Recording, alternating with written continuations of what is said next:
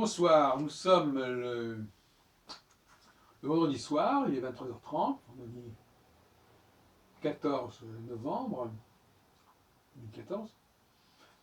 Je veux parler de la croyance de Dieu, et notamment de la croyance au XXIe siècle. Je pense que, et dans ce sens-là, je rejoins assez bien des gens comme Jean Saint-Dié, SCNDY. Je crois que si on remonte à l'origine des religions monothéistes, il y a un discours qui nous parle d'une intervention extérieure à la Terre. Et je pense donc que le fondement de la croyance monothéistique, c'est cette idée que l'humanité doit beaucoup et dépend beaucoup de forces extraterrestres. Et quand je dis de forces extraterrestres, je ne veux pas dire le cosmos, hein. Je veux dire des êtres qui viennent du cosmos, c'est pas pareil. Il y a d'ailleurs une confusion, enfin il y a un débat sur ces deux lectures de ce qui vient du ciel. Le ciel peut aussi bien désigner le cosmos, c'est-à-dire les astres, qu'il peut désigner, quand on dit le ciel au niveau religieux, ça désigne plutôt autre chose que les astres. Ça désigne quelque chose qui vient du ciel, mais qui n'est pas le ciel. Donc il y a deux discours là. L'un est un discours, on pourrait dire astrologique, c'est-à-dire, ah ben oui, c'est vrai, les astres agissent sur nous.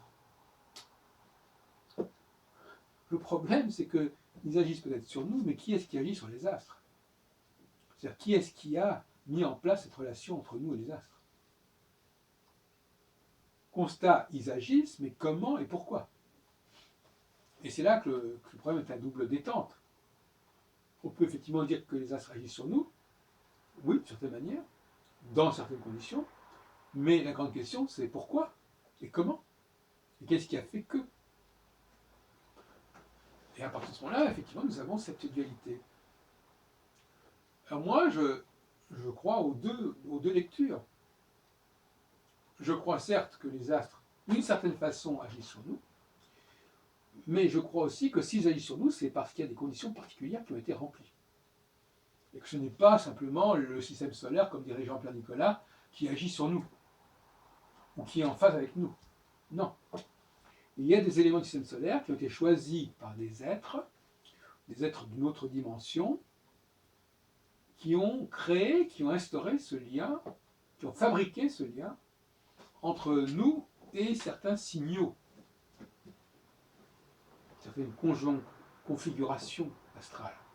Pas le ciel en son ensemble, pas le système solaire en son ensemble, mais certaines configurations en ont extrêmement limitées. Donc,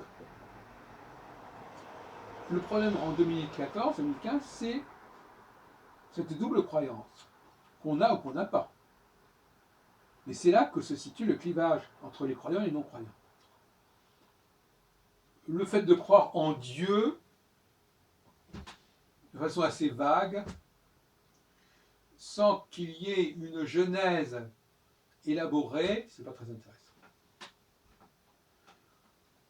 Il faut désormais être beaucoup plus précis dans sa croyance.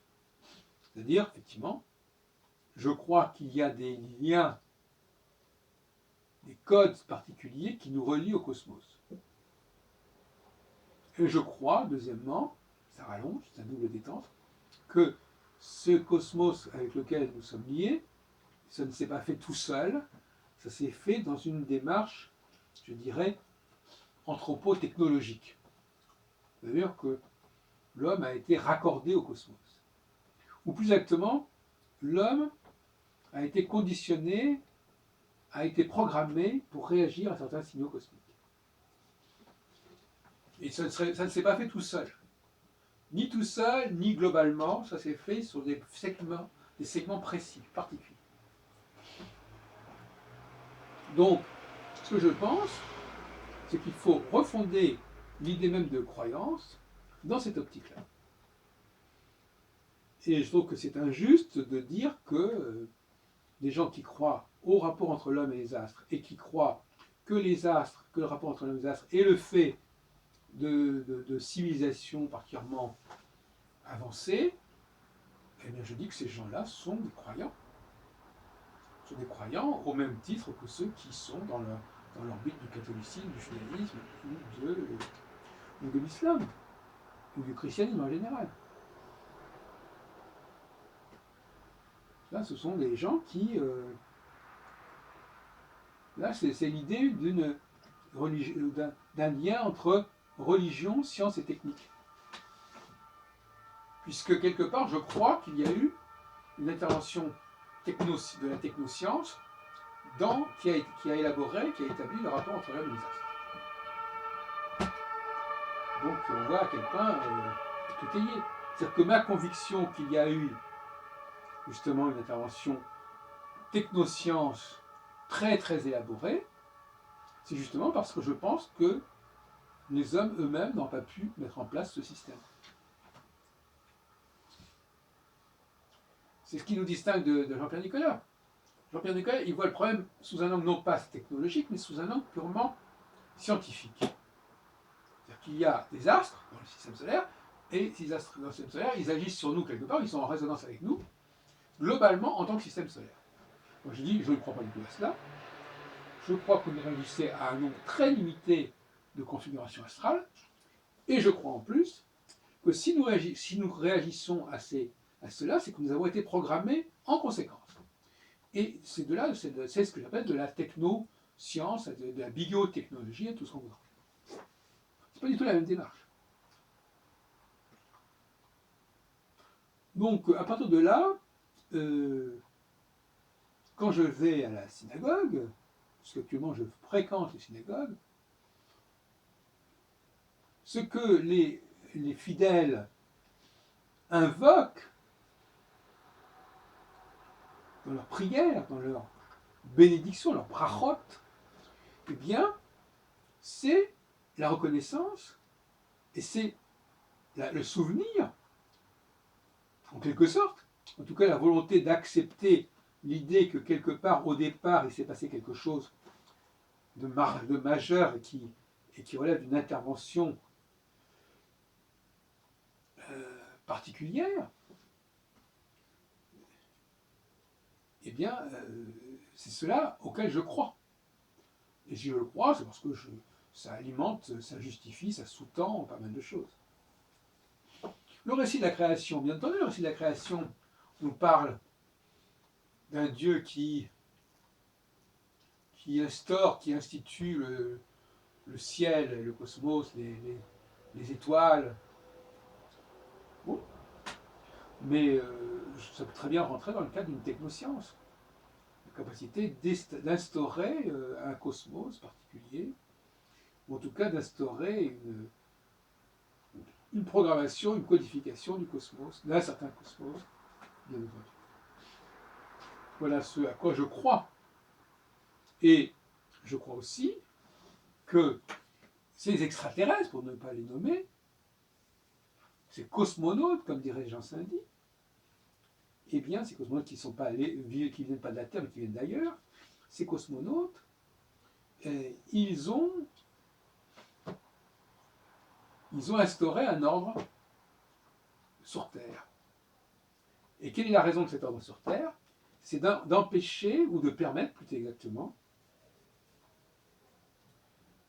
d'éviter la sclérose. Ils le disent eux-mêmes dans la Bible, il est bien dit, ou dans les prières, il est dit je t'ai choisi, j'ai choisi le peuple, ce peuple, parmi les autres peuples. Ça signifie que les Juifs existaient avant que Dieu les choisisse. Puisqu'ils existaient déjà en tant que peuple, et c'est en tant que peuple, parmi d'autres peuples, qu'il les a choisis. Donc, il y a eu un choix.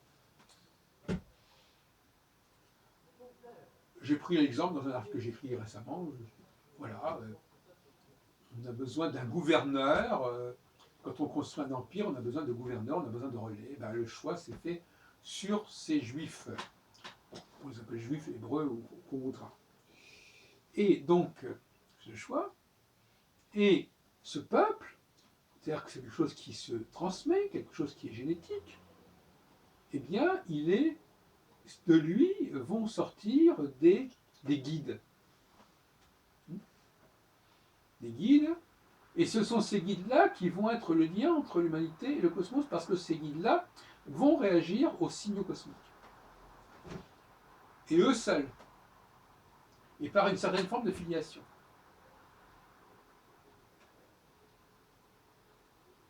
Donc le peuple qui a été choisi, le peuple élu, et la co-transmission entre ces extraterrestres et l'humanité dans son ensemble. L'interface.